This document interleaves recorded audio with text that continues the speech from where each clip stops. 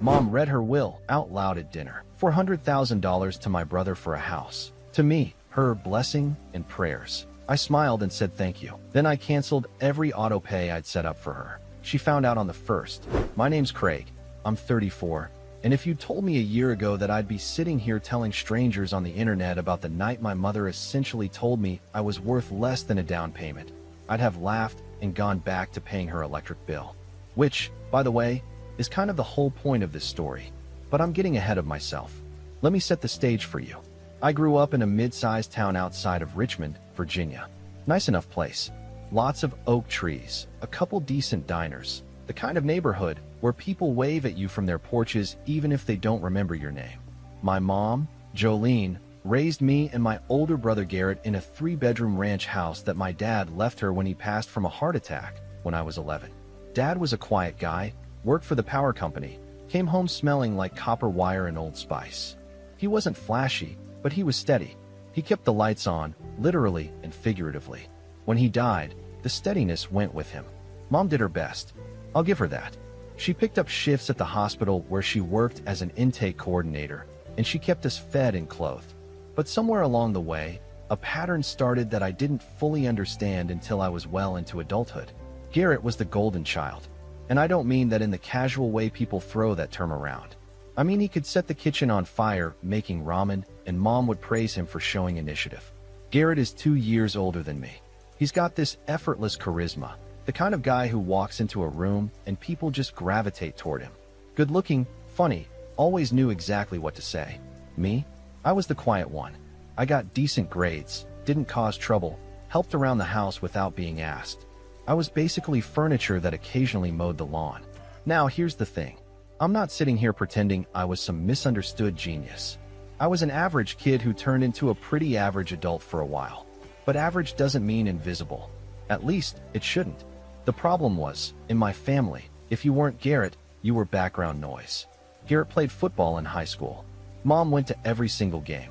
She wore his jersey number on a homemade t-shirt. I ran cross country. Mom came to one meet, showed up late, and spent the whole time on her phone talking to her sister about Garrett's chances of getting a scholarship. He didn't get the scholarship, by the way, but that didn't slow down the Garrett hype train. After high school, I went to community college, got a 2-year degree in information technology, and started working at a small managed services company doing IT support.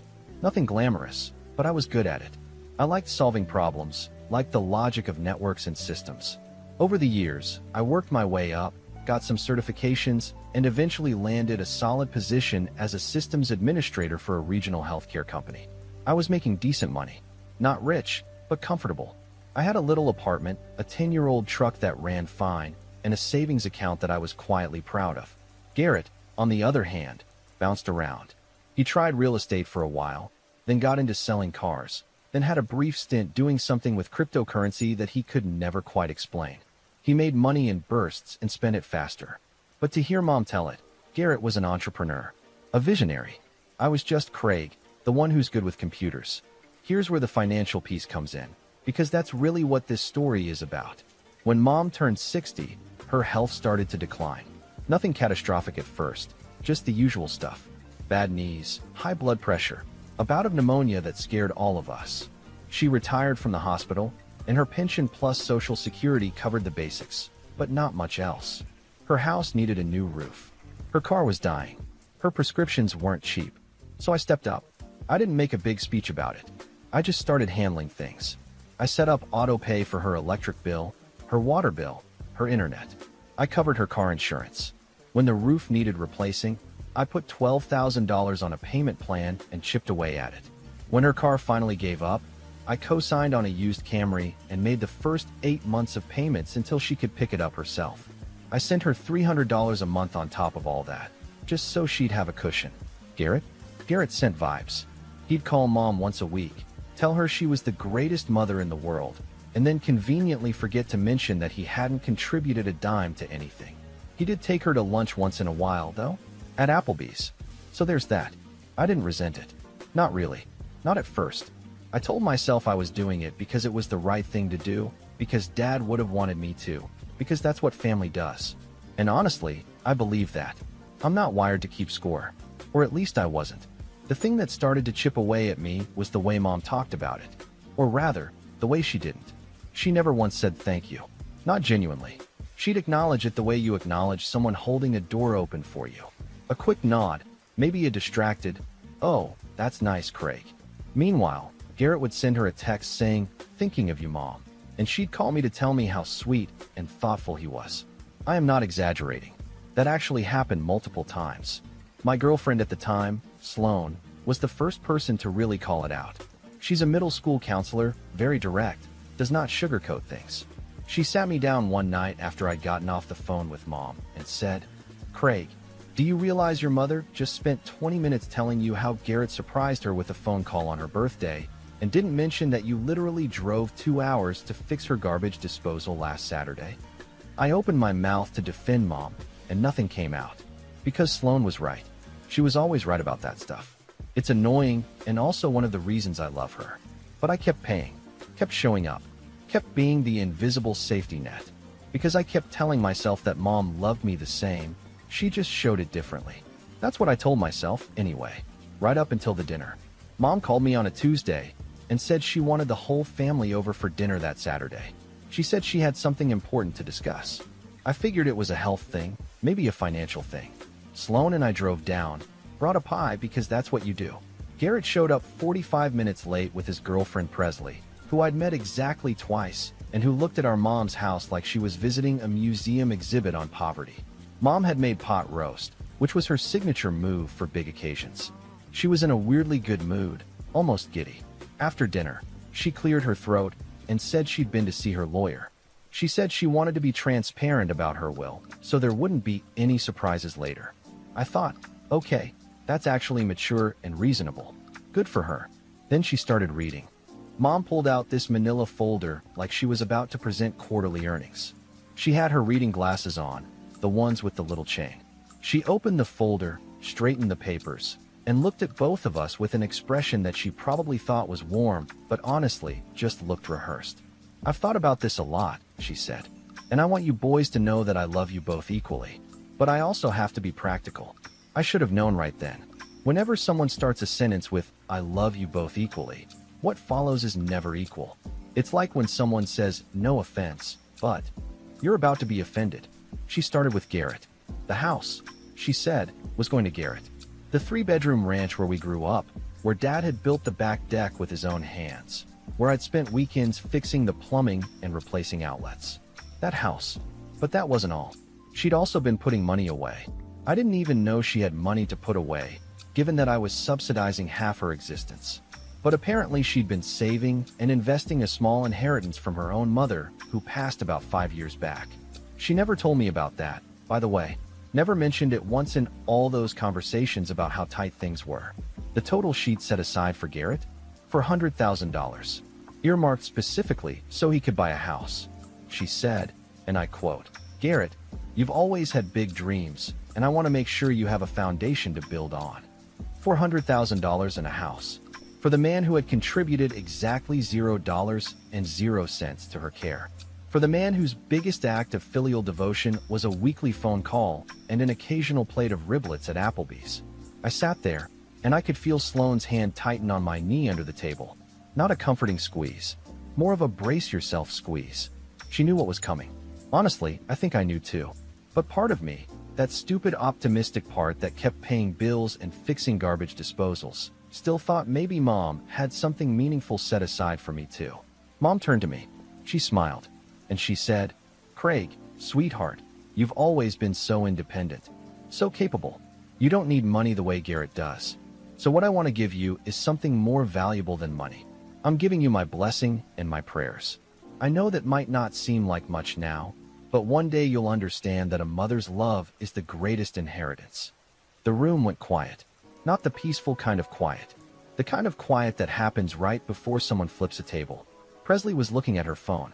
Garrett had this expression that was half guilty, half triumphant, like a kid who knows the teacher gave him a better grade than he deserved but isn't about to correct it. I looked at my mother. I looked at this woman I had been financially supporting for nearly 4 years. The woman whose roof I'd replaced, whose car I'd co-signed, whose pills I'd paid for, whose electric bill had my bank account number attached to it. and she was giving me blessings and prayers. You know that feeling when something is so absurd that your brain can't process it as real? Like you're watching a movie and you think, nobody would actually do this? That's where I was. I was sitting at my mother's dinner table, full of her pot roast, and I was having an out-of-body experience. Sloane's grip on my knee was now roughly the pressure of a hydraulic press. I could practically hear her thoughts. They were loud, and they were not charitable. But here's the thing about me. I don't explode. I never have. Even when I should. Even when the situation absolutely calls for a good old-fashioned eruption, I go quiet. I process. I calculate. Some people might call that being passive. Sloane calls it terrifying, because she says the quieter I get, the more surgical the response ends up being. So I smiled. I looked my mother in the eye, and I said, "Thank you, Mom. That means a lot." Garrett visibly relaxed. Mom beamed. Presley kept looking at her phone, and Sloane looked at me like I'd just activated a countdown timer, and she wasn't sure if she should run or get popcorn. We finished dinner.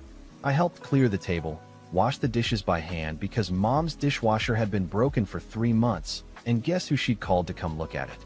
We said our goodbyes. Mom hugged Garrett like he was shipping off to war. She patted me on the shoulder and said, "Drive safe, honey." We got in the car. Sloane didn't say a word for the first 10 minutes. She just sat there, vibrating with restrained commentary. Finally, she turned to me and said, "Craig." "Yeah.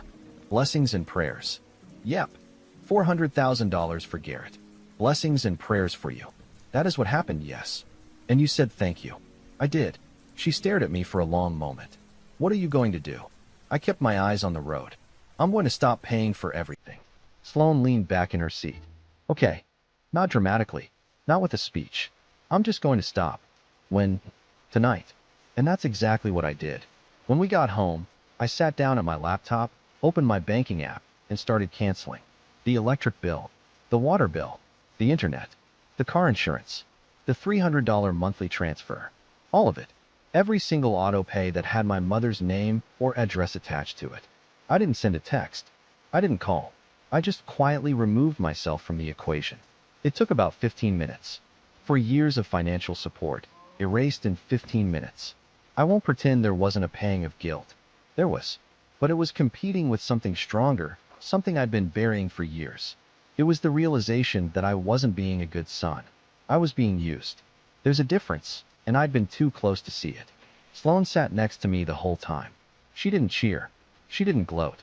She just put her hand on my back and said, "You okay?" I said, "I think so." Ask me again on the first. The first. That's when the bills would come due. That's when the direct debits would bounce. That's when my mother would notice that her safety net had quietly packed up and left. The next few weeks were strange. I felt lighter, which I hadn't expected. I also felt guilty, which I had expected. Sloane was great about it. She didn't push me to talk about it, but she also didn't let me spiral. She'd catch me staring at my phone, waiting for Mom to call, and she'd just raise an eyebrow and say, "Not yet." Garrett called me once during that stretch, which was unusual. He wanted to know if I'd heard about some new investment opportunity. I told him I was busy and hung up. He didn't call back. Mom called me the following week to tell me about something she saw on television. A normal, chatty call. She didn't mention the will. She didn't ask how I was feeling about it. She talked for 20 minutes about a cooking show and then said she had to go because Garrett was calling on the other line. I said goodbye and felt nothing. And then the first of the month arrived. I was at work when my phone started buzzing. First it was a text from Mom, then another, then a call, then another call. I let them all go to voicemail. When I checked during my lunch break, I had 4 missed calls and a string of texts that escalated from confused to panicked. "Craig, my electric bill is saying past due. Did something happen with the bank?" "Craig, call me back please." "Craig, my car insurance got canceled. What is going on?" "Craig, call me." I read them all. I took a bite of my sandwich, and I texted back one line. "Hey Mom, sorry, been busy at work." "What's going on?" She called immediately. I let it ring 3 times, then picked up. She was frantic. Her electric company was threatening a shut-off notice. Her car insurance had lapsed. Her internet was down. She didn't understand what happened. She kept saying, "Something's wrong with the bank. Craig, something's wrong." And I said, very calmly, "Mom, I canceled the auto pays." Silence. Dead silence. The kind of silence that has weight to it. "You what?" I canceled them. All of them. The electric, the water, the insurance, the monthly transfer.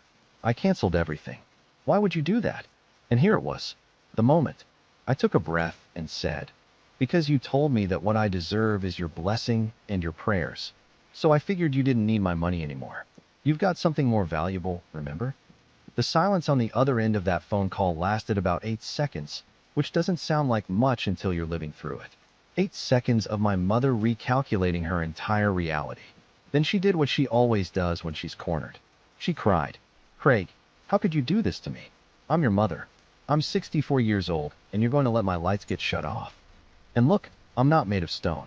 Hearing your mother cry will always hit different, no matter how justified you are. But I'd spent 4 years being the invisible wallet, and I'd spent the car ride home from that dinner doing math in my head. Do you know how much money I'd given my mother over those 4 years? I sat down and calculated it the night I canceled everything. Between the monthly transfers, the bills, the roof, the car payments, and random emergencies, I'd spent just north of $68,000. $68,000, and I got blessings and prayers. "Mom," I said, "I love you, but I can't keep doing this. You have $400,000 set aside. You have a house that's paid off. You'll be fine. That money is for Garrett. That's his future. And apparently my future is prayers. So let's both lean into our inheritances and see how it goes." She hung up on me, which was fine. I expected it. Over the next few days, the calls kept coming. Not from Mom, though. She went silent on me, which was her version of punishment. The calls came from Garrett, Aunt Della, my mom's sister, my cousin Tatum, who I hadn't spoken to in probably 2 years. Even Presley texted me, which was bold for someone I'd had maybe 6 total conversations with. The narrative was already set. Craig was being cruel. Craig was abandoning his mother. Craig was punishing a sweet old woman for making a reasonable estate decision. Nobody, and I mean nobody, mentioned the 4 years of financial support. Nobody acknowledged the $68,000. Nobody asked for my side. Garrett's call was something special. He called me on a Wednesday evening, and he opened with, "Bro, what are you doing? Mom's a mess. She'll figure it out. She's got resources. Come on, man. You know that money isn't liquid. It's invested. She can't just pull it out. Then maybe she should ask her financial advisor for some blessings and prayers." He didn't think that was funny. "Craig, you're being petty. This isn't about money." "You're right, Garrett. It's not about money. It's about the fact that I've been carrying this family financially for 4 years, and Mom told me to my face that what I deserve is a pat on the head. So if it's not about money, then me stopping shouldn't be a problem." He stammered something about how Mom loves us both, how the will was just practical because I'm more stable, how I shouldn't take it personally. The same deflections, the same excuses. I told him I had to go and hung up. That was the beginning of what I call the dark month. Not because anything terrible happened, but because everything felt heavy. I second-guessed myself constantly. Was I being petty? Was I punishing my mother for a decision she had every legal right to make? Was I the villain in this story? Sloan was my anchor during all of it. She didn't tell me I was right. She didn't tell me I was wrong. She asked me questions. Good ones. "Craig, if your mom had split things equally and you found out later, would you have kept paying her bills?" "Yes," without hesitation. "And if she'd split things unevenly but had acknowledged everything you've done, thank you, even just once with real sincerity, would that have changed things?" I had to think about that one. And the answer was probably yes, too. It wasn't about the money. It was about being seen, about being valued, about being something more than the reliable one who gets taken for granted because he never complains. Sloan also pointed out something I hadn't considered.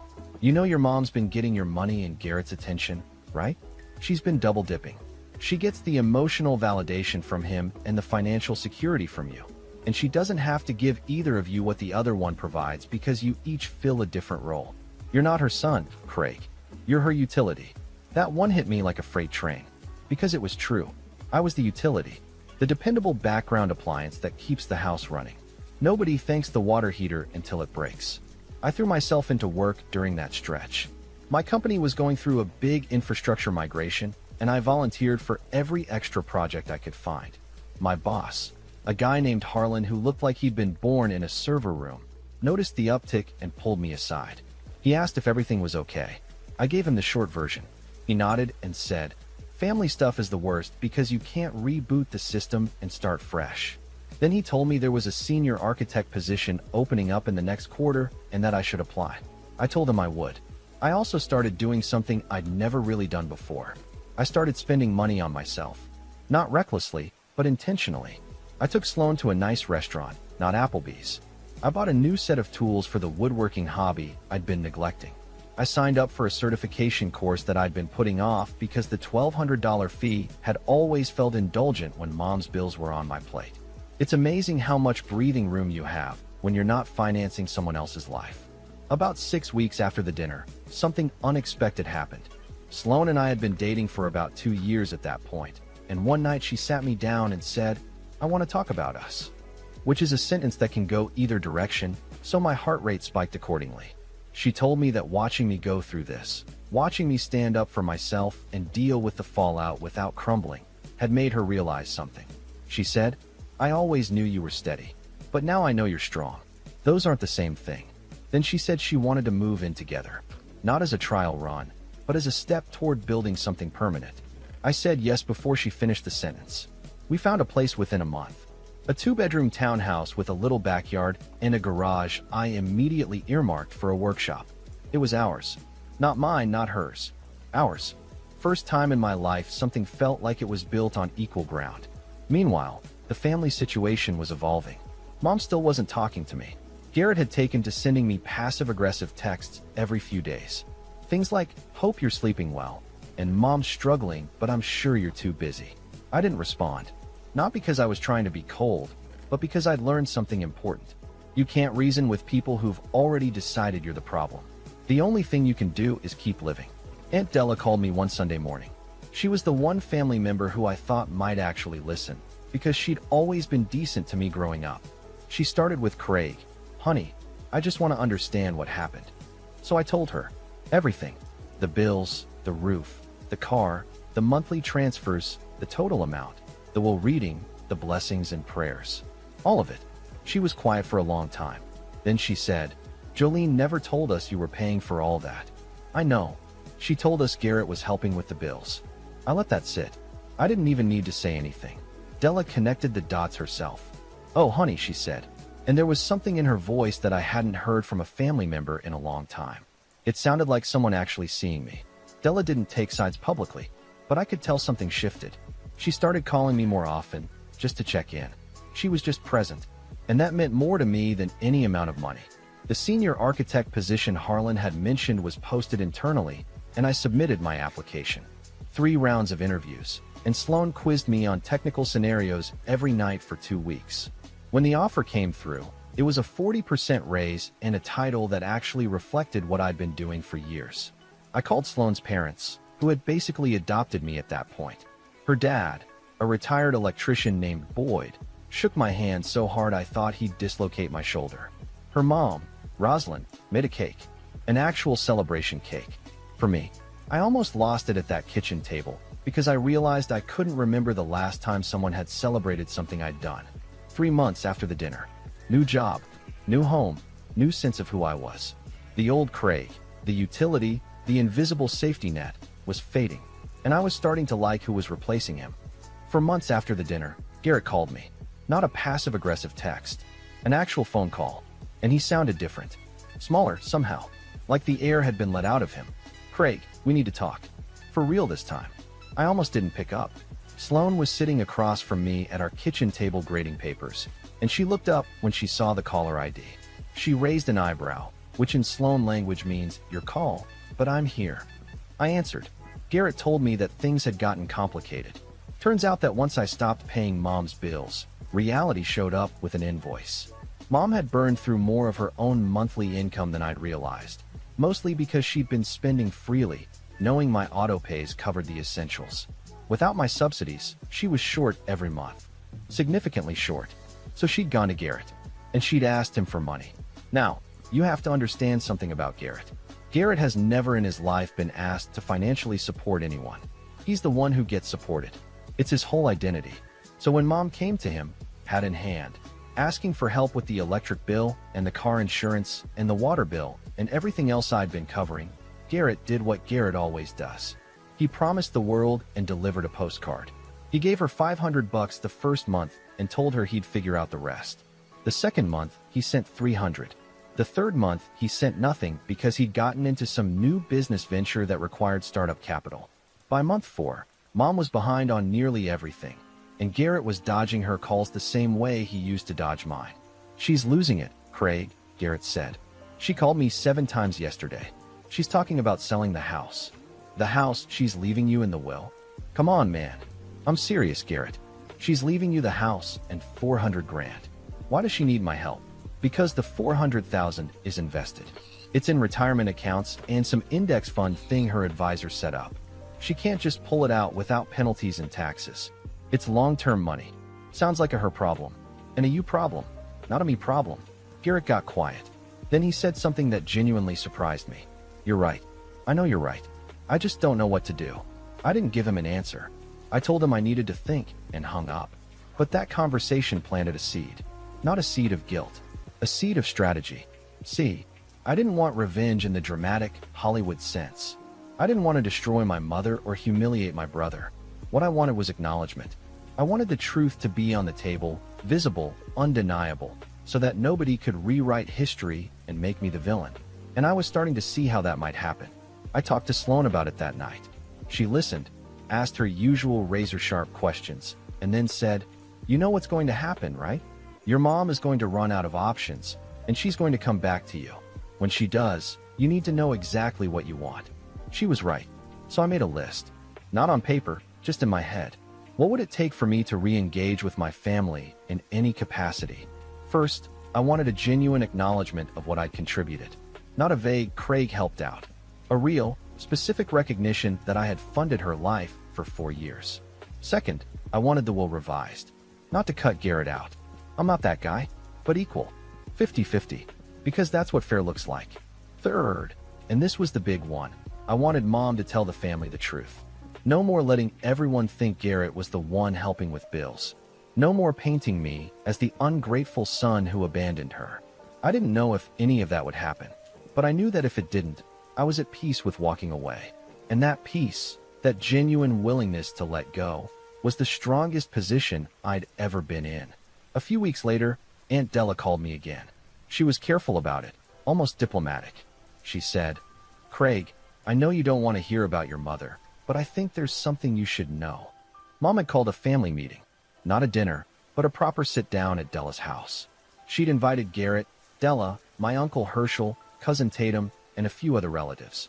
She'd intended it to be an intervention about me, about my abandonment. She wanted the family to collectively pressure me into resuming payments. But here's where it gets interesting.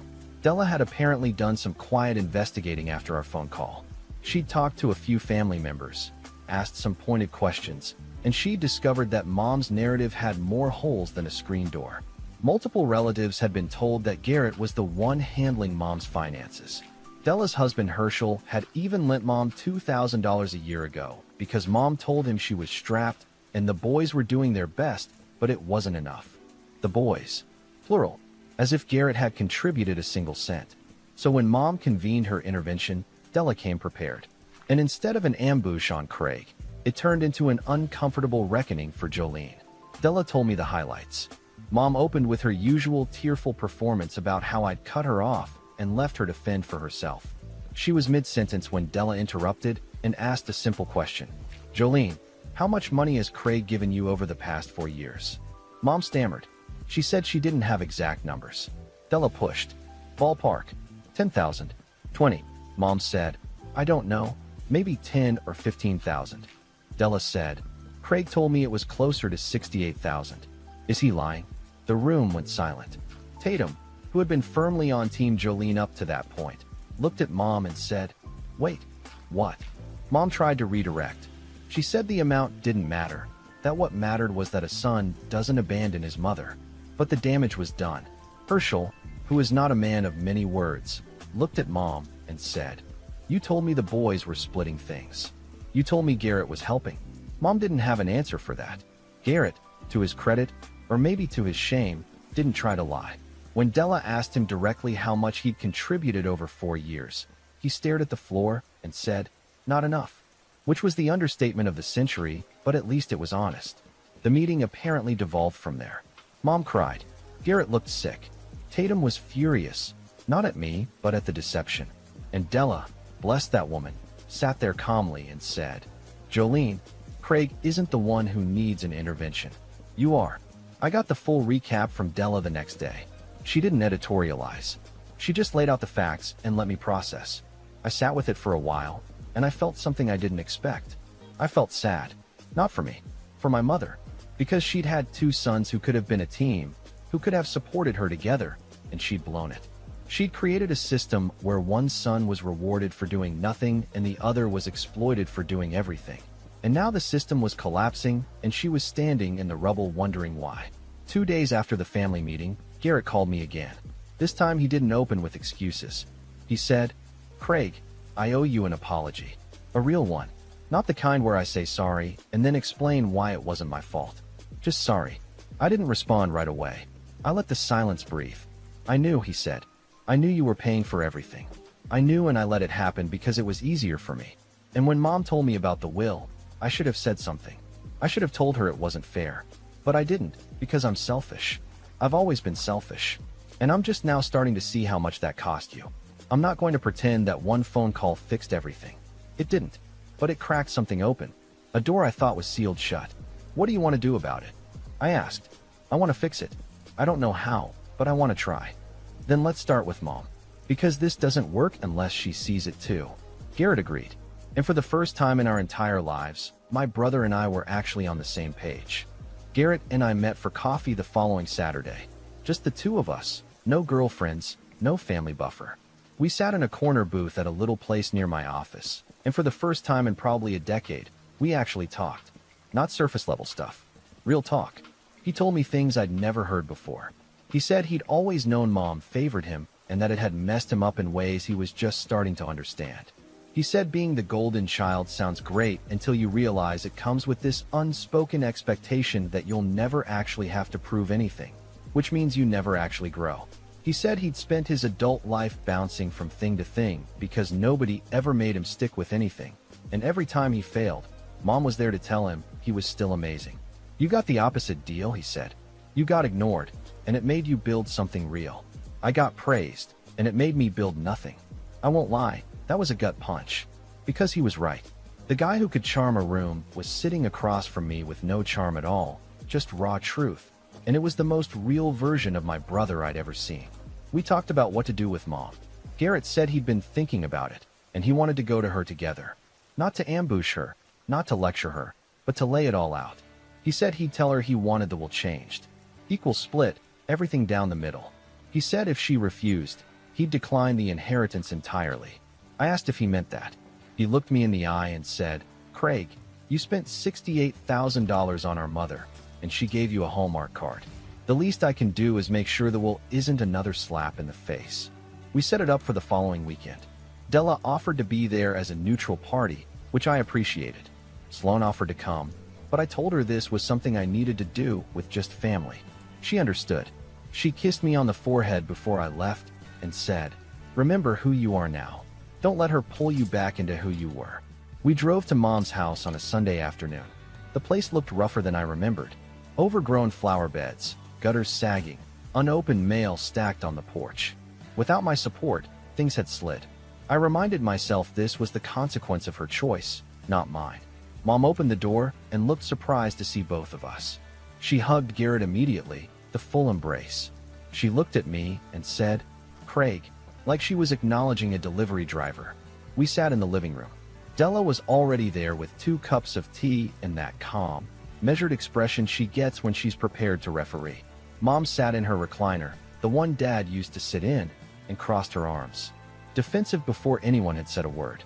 Garrett spoke first, which surprised me. He started by telling Mom that he loved her, that he'd always love her, and that what he was about to say came from that love. Then he said, Mom, the will isn't fair, and I think you know it's not fair. Mom's jaw tightened. I explained my reasoning. Craig is stable. He doesn't need the money. Mom, Garrett said, Craig spent almost $70,000 keeping your life running.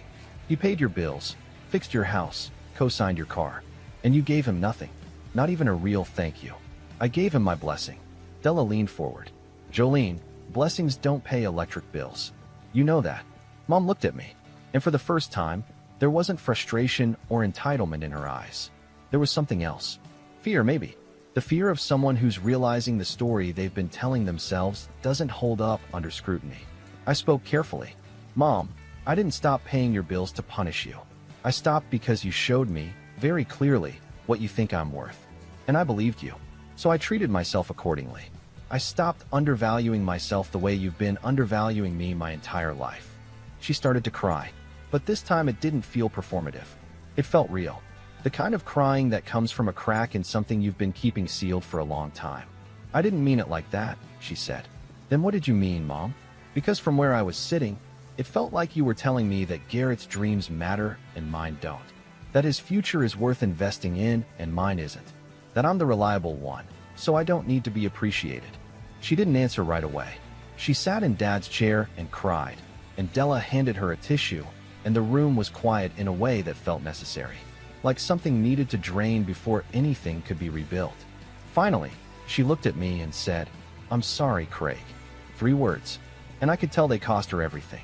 My mother is not a woman who apologizes. She redirects, she deflects, she reframes. But this time, there was nowhere to go. The truth was in the room, and everyone had seen it. I took you for granted, she said. I told myself you didn't need me to worry about you because you always figured things out. But that wasn't fair. You figured things out because you had to, because nobody was figuring them out for you. And I should have seen that. I should have seen you. I nodded. I didn't trust myself to speak for a second because there was a lump in my throat the size of a baseball. Sloane wasn't there, but I could hear her voice in my head saying, it's okay to feel this.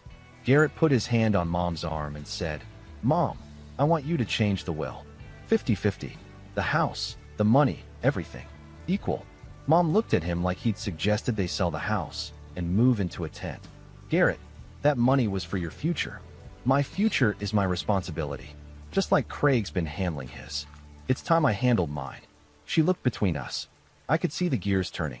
The old narrative, the one where Garrett was the dreamer who needed protecting and Craig was the dependable machine who didn't need fuel, was crumbling in real time. And underneath it was a mother who had made a terrible mistake and was only now understanding the cost. I'll call the lawyer, she said quietly. I'll change it. Equal. I exhaled. I didn't realize I'd been holding my breath. Della smiled. Not a big, triumphant smile. Just a small, warm one. The kind that says, we got where we needed to go. We stayed for another hour. Mom told me she'd never fully dealt with losing Dad, and that she thinks she latched onto Garrett because he reminded her of him. The charm, the ease. She said she looked at me and saw herself. Quiet, hardworking, invisible. And instead of identifying with that and lifting me up, she'd looked away because it was too much like a mirror. That doesn't excuse it, but it explained it. And sometimes understanding is the first step towards something better. The will was changed the following month.